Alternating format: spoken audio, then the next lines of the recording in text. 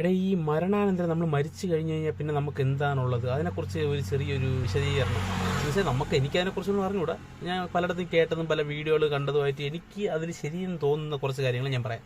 അപ്പം ആദ്യത്തെ ഈ ഒരു എപ്പിസോഡിൽ നമുക്ക് പറയാൻ പോകുന്നത് വെച്ചാൽ ഈ പുനർജന്മം എന്ന് പറയുന്നതല്ലടാ. നമ്മൾ വന്നു കഴിഞ്ഞു കഴിഞ്ഞാൽ, നമ്മൾ ജനിച്ചു കഴിഞ്ഞു കഴിഞ്ഞാൽ നമുക്ക് ഇത്ര വർഷം ഇവിടെ ജീവിക്കണം, ഭൂമിയിൽ ജീവിക്കണമെന്നുണ്ട്.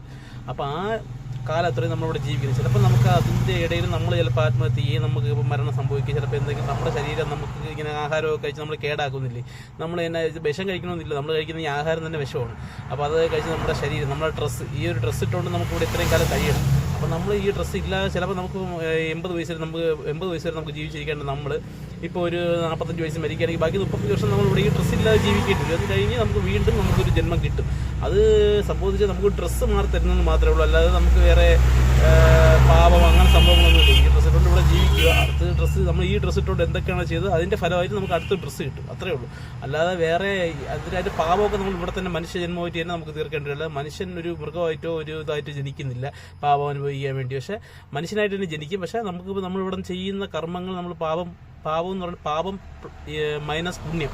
അപ്പോൾ അതിൽ പോസിറ്റീവ് കിട്ടിക്കഴിഞ്ഞാൽ അതായത് പുണ്യമാണ് കൂടുതൽ ചെയ്തതെങ്കിൽ നമുക്ക് നല്ലൊരു ജന്മം കിട്ടും. നല്ലൊരു ജന്മം എന്ന് വെച്ച് കഴിഞ്ഞാൽ ഇപ്പോൾ നമുക്ക് ഒരു റിസ്ക് ഇല്ലാതെ, ഒരു ഇതില്ലാതെ, ടെൻഷൻ ഇല്ലാതെ ജീവിക്കാൻ പറ്റുന്ന ഒരു മനുഷ്യജന്മം കിട്ടും. അല്ലെങ്കിൽ നമ്മൾ ഇതേപോലെ ഭിക്ഷയെടുത്തും ബാക്കിയുള്ള കാര്യങ്ങളൊക്കെ ചെയ്ത് നമ്മുടെ ജീവിതം ഇവിടെ ആക്കേണ്ടി വരും, അത്രയേ ഉള്ളൂ.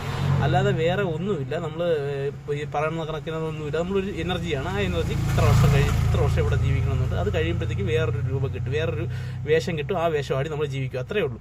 അതാണ് എനിക്ക് കുറച്ച് വീഡിയോകൾ കണ്ടതെന്ന് മനസ്സിലായത്. അത് പറയാൻ വേണ്ടിയാണ് ഈ വീഡിയോ. അതൊക്കെ അടുത്ത് നമുക്ക് നിങ്ങൾക്ക് എന്തെങ്കിലും ഇത് കുറച്ച് റീച്ച് കിട്ടുകയാണെങ്കിൽ നമുക്ക് അടുത്തൊരു വീഡിയോ ചെയ്യാം.